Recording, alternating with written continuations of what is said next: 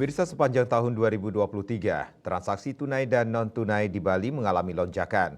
Penggunaan alat pembayaran menggunakan kartu APMK menunjukkan lonjakan yang signifikan baik dari sisi jumlah atau volume maupun nominal transaksi.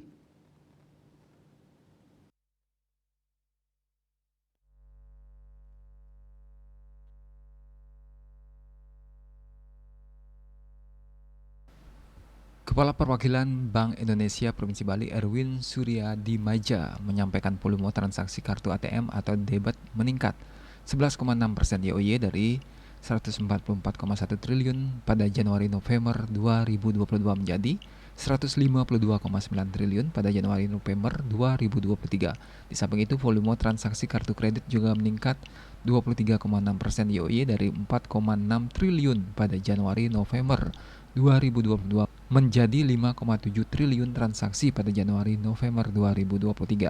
Sementara itu, dari sisi nominal transaksi kartu ATM debit meningkat 10,0% YoY dari 150,9 triliun pada Januari-November menjadi 166 triliun pada Januari-November 2023. Selain itu, nominal transaksi kartu kredit meningkat 38,7% YoY dari 4,2 triliun pada Januari-November 2022 menjadi 5,8 triliun pada Januari-November 2023.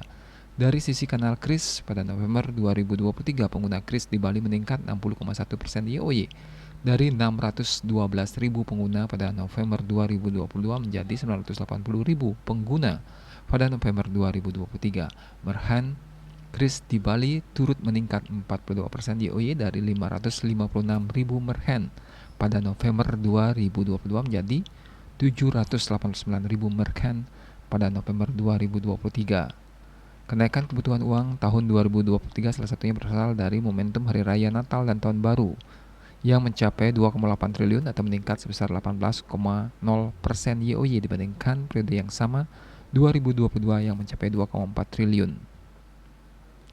Erwin menambahkan berdasarkan data BPS pada periode Januari-November 2023 jumlah kunjungan Wisman ke Bali sebanyak 4,8 juta orang atau meningkat signifikan sebesar 169,4% YoY dibandingkan periode yang sama 2022 yang mencapai 1,8 juta orang. Citamaya Bali Pos.